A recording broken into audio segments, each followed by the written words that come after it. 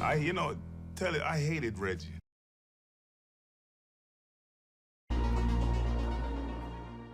If I had to pick a team that gave us the toughest time in the East, Indiana was probably the toughest outside of Detroit. They were tough. Every time I go in that fucking game and come out, I got a new scratch. It became personal with me. I knew that I had to bring it each and every time I stepped on the court when I was going against MJ. Were you friends? No. On three, takes it to the basket, and it's tipped in. Oh, and Reggie Miller came over and smacked MJ is upset about it, and I can't blame him. Yes, sir, he ran right into him, and we got a brouhaha here.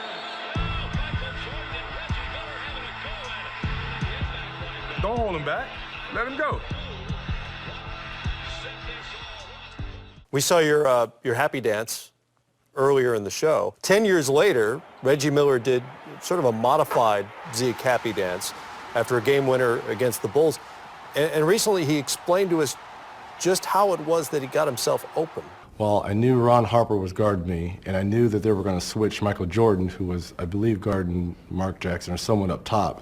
I remember when Larry was drawing the play, I was thinking, put all the pressure on the official to make a call. So when I came up, I knew the switch was going to happen. I knew they were going to switch and MJ was going to be on me, so I just went right to his chest and lightly shoved him a little bit to create that space, and the rest was history. Elbowed, nudged, shoved Michael Jordan out of the way to create that separation and go to the pass where Derek was going to lead me. And it was a perfect pass, perfect execution, and the rest is history. Now I got to ask you, where was Randy Brown going? He knew. Randy knew. As soon as the ball touched my hands, game time. All right, let's get ready for the next one. Randy knew. Isn't that right, Randy? Reggie was one of those players that he didn't respect you.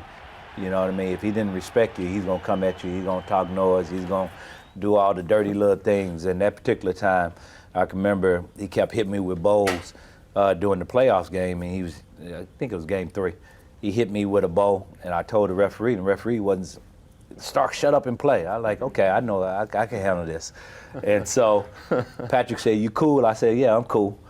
So I ran down, scored on him, and ran up to court. And I was so mad. I mean, like, oh, man, I'd want to just take my fist and just put it right through his face, right? And I'm talking to him, in a polite way. And we just got close, and I just, bam, something just came up and tapped him like that. And he dramatic Hollywood. You get like this and that. And I can remember Oak and Patrick just beating on me. And I didn't feel them until after the game and when I saw the replay and they was hitting me. Bam, bam, bam. So I met Spike a few times. We weren't buddy or cool or anything like that. So we played the Knicks a couple times during the regular season. We caught fire. We beat Orlando. We beat Atlanta. Now we're getting ready to play the Knicks. And I get a phone call, and it's Spike. And he's like, do you want to make a little wager? I'm like, sure, I'll make a wager, because we're going to do you guys. He's like, okay. Well, what do you want? Well, my wife at the time, who was trying to be an actress, it's like, okay, well, put her in one of your, Do the Right Thing movies. No kidding. Yeah, and if the Knicks won, he wanted me to go visit, at the time, Mike Tyson was in jail in Indiana because of everything that had happened to him. He wanted me to go visit Iron Mike. So that's kind of what set the stage between he and I. 25-point fourth quarter. Swings away and hits. 39-point game, June 1st, 1994. Miller open again. I'm going to either shoot my way in, or I'm going to shoot us out. I hear, who were on the sidelines, man, you going down, India Hicks. I'm hearing all this. I'm like, okay. I'm going to try to shoot this ball every single time just to make a point. Look at this shot, and he hits it. It's a three-pointer for Reggie Miller. Well, I started to make my first couple shots at the start of that fourth quarter, and I started to look over at Spike a little bit, and he was kind of, things started to come out my mouth. And Reggie Miller in an animated discussion with Spike Lee. The looks, the taunts. Who again is staring in the direction of, yes, that man. The finger pointing, grabbing, choking, and magic was born. It was just like he just snapped, and, you know, grabbed his privates. You know, it was very public. I mean, everybody saw it, and then he did that, and both those things were directed towards me. I got tired of hearing his damn mouth. And, you know, like, you know what? It's entertainment, and you pay good money for these seats, but you ain't gonna talk to me any old kind of way. Somehow, he was unleashing his wrath against me. Felt like I was playing or something. The next year, you know, he did the same thing.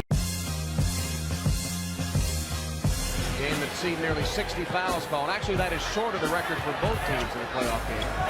Miller for three, and he got it. Now we have our worst inbounder, Anthony Mason, take it out. Greg Anthony was wide open. I threw it to him. He slipped. And I kind of see his foot stumble just a little bit as he's taking the ball out. And I kind of nudged Greg Anthony and he fell. I didn't know Anthony Mason was going to throw me the basketball again. And I made the three, so I knew they didn't have any timeouts. Reggie absolutely shoved Greg Anthony. It was the best chance pass from either team. Oh, he threw it away. Reggie for three. Oh, baby, it's a tie ball game.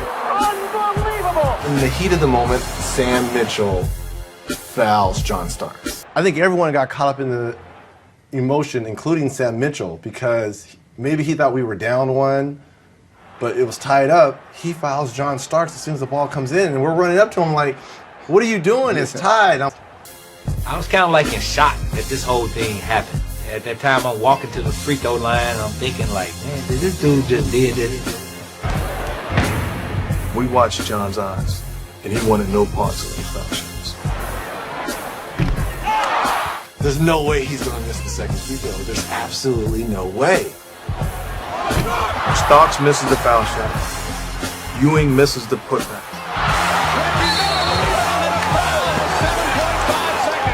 There is a time to play and there's a time to win.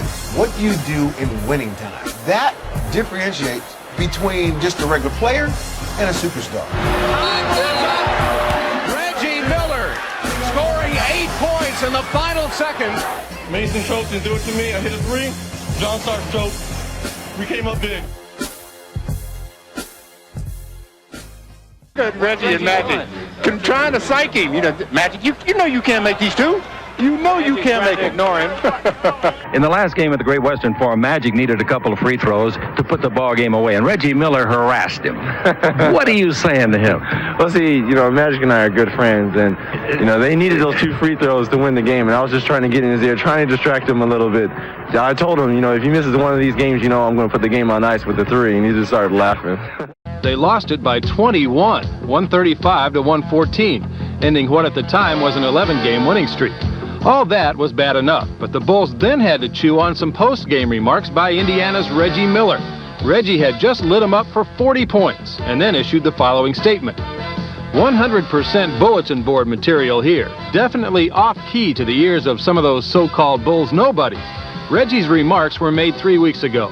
As of Thursday, some of the Bulls could still repeat the quotes verbatim. You know, Reggie's always talked a lot, even out on the floor. You know, it's up to us to prove that he's wrong. I like to, you know, tell guys if their games were sold in the store, it would be buy one and get one free. You're not a good talk trasher, then you really can't play. You got to have a good game and a good talk game. Miller knows he's hard to stop, and he likes to make sure opponents know it too. Reggie Miller is a great basketball player, but if you stop and think, he's been the only player that ever got Michael Jordan ejected. So there ain't a better talker around than Reggie Miller if he can take the best player and most disciplined player in the league and get him upset. So that's it for this video, guys. I want to thank you guys so much for watching. If you did enjoy, make sure you smash the like button. Let's see if we can hit 100 likes. And also subscribe to the channel to catch all the new content. We will be releasing daily videos for all of 2022, like I said. And also make sure to let me know down in the comments below what you thought. I will be responding to all the comments. Thank you guys so much for watching, and have a great day.